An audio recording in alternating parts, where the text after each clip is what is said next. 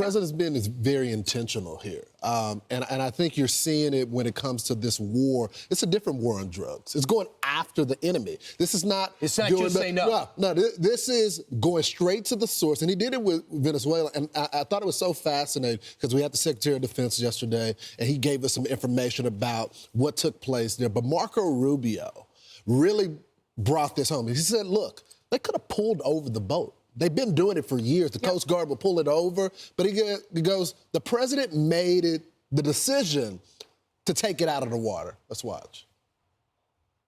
What will stop them is when you blow them up, when you get rid of them.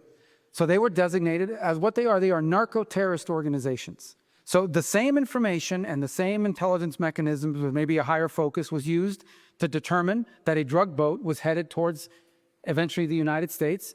And instead of interdicting it on the president's orders, he blew it up. And it'll happen again.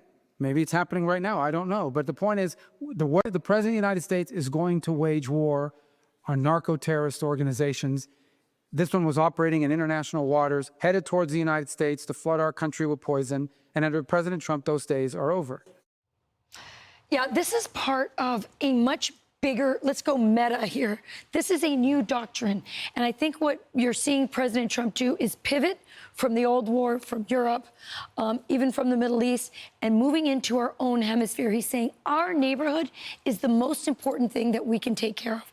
And so what you're seeing is he's sending a message not just to the cartels, because the cartels control, they control 40% of the landmass in Mexico. They control all kinds of airspace and waterways.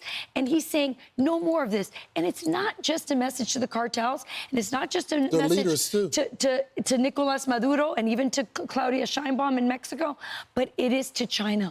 All of this, as you mentioned before, China is in bed with all of these bad actors. And President Argentina, Trump... Ecuador, who's not a bad actor, but they still have deals with them. Well, there are financial deals there, but also there's on the criminal side as well. They have had free reign in our hemisphere, and President Trump is saying, no more. And that's why interdicting isn't enough. No. We're going to blow you up. We're going to destroy the cartels. And it's going to send a message to everybody that there's a new sheriff in town. Couple of things. I'm going to just amend something you said. I think that he is focusing on Central and South America like a president we haven't seen. Absolutely. But I think he's doing it all. I don't think he's taking his eyes off the Middle East. No. I don't think he's taking his eyes off China. I think he's keeping his eyes on everything. That's what he does.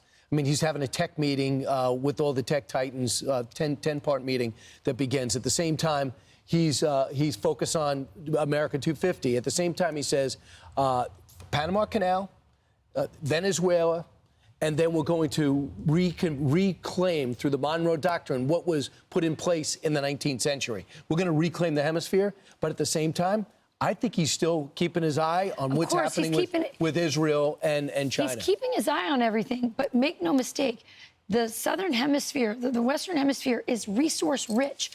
All the lithium and all the critical minerals, there's oil, there's so much there, and we've ceded so much of it to China. Ports even, we've ceded to China in our own hemisphere. So this is a new move to say we need... Our backyard matters more than what happens miles and miles away. That's kind of MAGA. That's America first, and that's also America's first.